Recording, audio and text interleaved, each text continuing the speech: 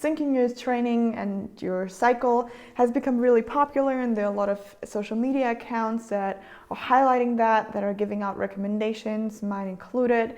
And I just wanted to give you some good advice or some insight into the current literature or the current research so that you can use this tool wisely to really help you improve your performance and your fitness and your strength gains, and so that you can use it so that it works for you, okay? And I just want to give a quick introduction into what the menstrual cycle will look like as a textbook cycle. So a textbook menstrual cycle would be 28 days long. We divide it into two different phases. We have the follicular phase, which is the first phase, starting with the onset of menstruation. So that would be day 1 to day 14. And that includes menstruation and this low hormone phase. And then in the middle, we have ovulation, which is basically the middle of your cycle. So day 12, 13, 14, 15, something around that. And then day 15 to day 28, that is your luteal phase, also known as the high hormone phase. And so a lot of the times the claims that we hear is that training in the follicular phase is better or yields greater results in lean mass development, so in muscle mass, in hypertrophy, and in strength, compared to the luteal phase. And another thing that we often hear is that when you have your period, you don't want to train hard, you want to do light training or no training, this is your me time. And then as soon as your period is over, you can really kick into high gear and train hard, both high intensity and strength training wise. And then with ovulation, this is when you basically reach peak performance and you can go really, really hard. So for example, going for a PR or whatever you want to do, or having more frequent training sessions. And then as soon as you get into that luteal phase, that is the time when you want to probably go more into like easy training sessions, yoga, low intensity cardio, so really dialing down the intensity. These are some common recommendations that I've seen on Instagram or on social media in general. And I just wanted to dive into how much is this supported by science and how much is true, and can we rely on these recommendations that we see out there. And so I want to highlight a couple of studies and have a look at what they say. And these studies, some of them include both oral contraceptives or hormonal birth control and the natural cycle, and some of them, as far as I know, only look at the natural cycle. But regardless of that, they're basically looking at the effects of the follicular phase versus the luteal phase, and when it comes to strength training or endurance training and power and performance. And I also want to highlight that even though there are a couple studies that you can see here, this field and research is still in its infancy, and for a very long time women have been excluded from sport studies because of the hormonal fluctuations and the unpredictability of it. And so therefore there still isn't a lot of information out there. I mean, there is information and we can use that information, but new studies will maybe yield different results, and so we want to be careful about the message that is put out there. And so most of these studies suggest that yes, the follicular phase yields greater results when it comes to muscle building, so hypertrophy and strength and performance, versus the luteal phase.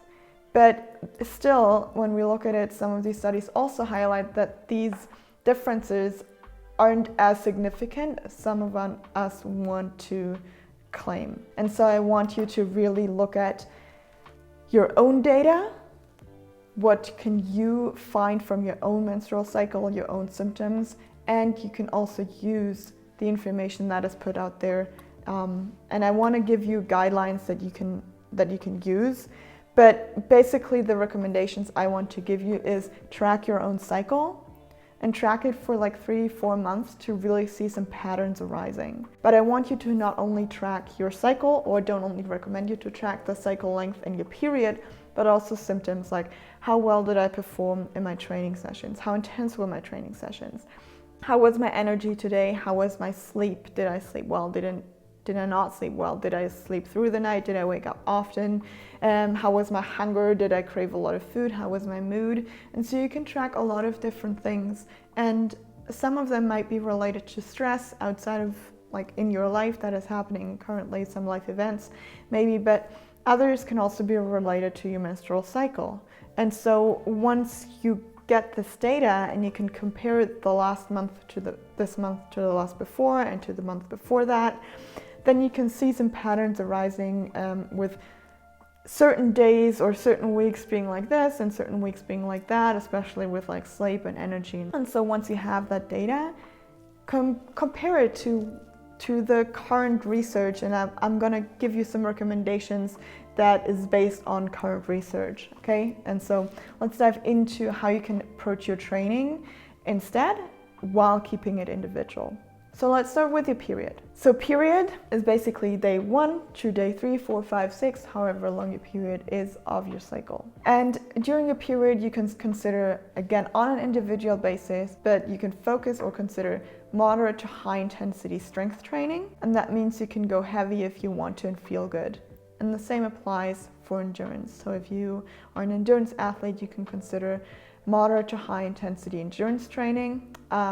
But again, decide on an individual basis. If you have really intense symptoms during your period and you don't feel like high intensity is the right thing to do, then you can dial it down. But again, from a hormonal aspect or perspective, moderate to high intensity training, both in the strength and endurance world, is possible and beneficial, or yields good results when it comes to performance aspect. Okay, post-period, mid-follicular phase, you can again consider on how you feel, but most women will feel pretty good in this part of their cycle.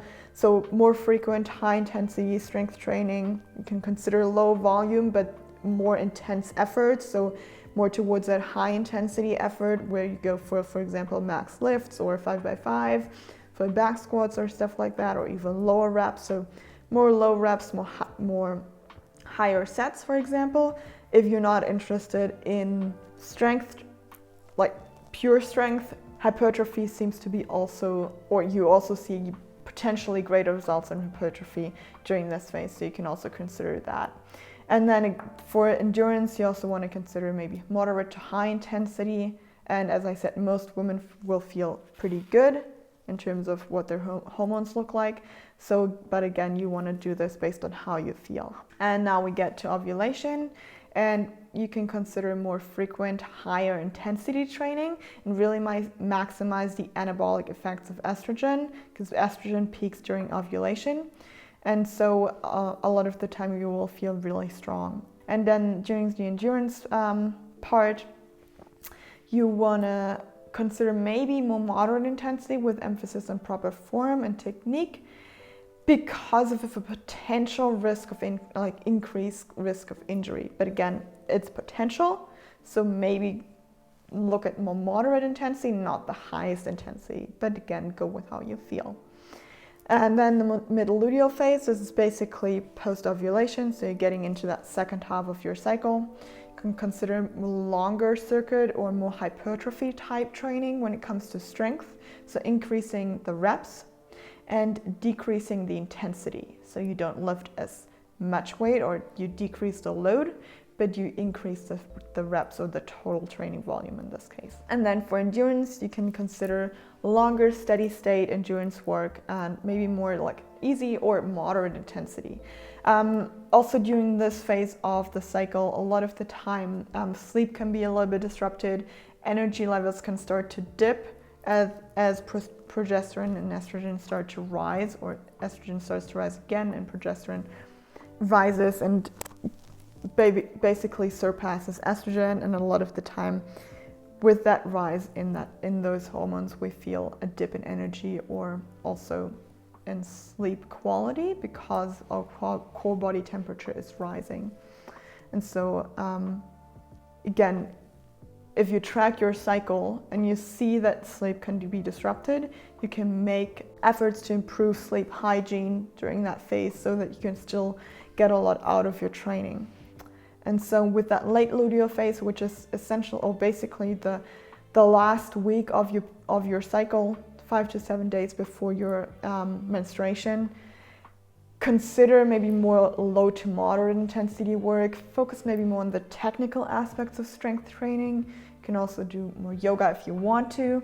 You can still do strength training, but you might not feel as strong during that phase. But again, it doesn't have to be that way. And endurance, you also maybe want to consider more low to moderate intensity work, simply because it can potentially be harder to get into those higher heart rate zones, okay? And so focus on more movement efficiency. And this is the time when most women also experience a decline in energy, especially because of the sleep disruptions, mood, PMS, and all these kind of things. And I also want to highlight that even though these are recommendations and they're based on the current literature, women have set records and run races and competed in all phases of their cycle. And some of them compete very well no matter what phase of their cycle they're in. So I don't want you to make a huge thing out of it. You can use it as a tool. You can use the current research, and you can use your own experiences, your own feelings, your own data. You combine it and use this tool to make it work for you without freaking out about it. And it's not only about your menstrual cycle. You can, as I said, you can use it as a tool, but you don't have to rely on the current research to dictate your training and your training behavior. So I just want to highlight that the more you get to know your body and the more you get to know what feels good during different phases of your cycle, then the better or the smarter the decisions that you can make, or the smarter decisions you can make. And also, there are a lot of other things going on in life as well, outside of your own hormonal fluctuations. Okay, so if there's a lot of stress currently in your life, then that is also going to impact the way you sleep, that is going to impact your mood, your energy, and that can also impact your training. So it doesn't always have to be your cycle that is going to disrupt or enhance your training or decrease your training performance. And I want you to take that into considerations as well. Yes, the cycle can influence your performance, it can influence your mood, and you can use it as a tool. And I also want to, for example, for me particularly, during that late luteal phase, I usually don't feel as great in training as compared to, for example, the follicular phase or the early phase of the cycle. I can hammer out at 5x5, for example, for back squats during that early phase of the cycle, or the first 2 weeks, with like 80 to 85% of my 1RM from the back squat. And then once, for example, that happened to me in the last month, when I get into that second half of the cycle, really close to my period, and I attempt the 5x5 again, which I did, I wasn't able to hit those 80 to 85%, or get even close to 85%. It's more like 75 to 80%, but it was okay, because I knew what was happening, and I made the conscious decision to maybe dial into that technique work, focus more on tempo, good quality movement, instead of trying to really increase strength here. And so once you know that, and once you know how your body works and how you feel, these intentions can be really, or your intentions and especially your expectations change. And that is another real big thing. A lot of the time we feel like we're letting ourselves down, we're not really reaching top performance because we haven't trained hard enough or whatever, and we feel like we're a failure, but we're not. These are just normal and natural fluctuations, and sometimes that hit us harder than other times. I hope that all of the information was helpful for you and that you got a lot out of this video. If you have more questions, if you want to know more about it, then let me know in the comments below. I will be happy to help you out more.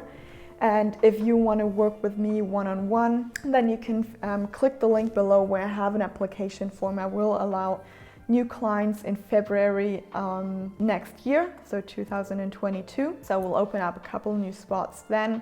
And if you want to be on the list to be notified first, then click the link below, fill out the form, and I will be happy to contact you. On behalf of the Functional Body Unit team, I hope you have a beautiful holiday season, and I wish you a happy new year.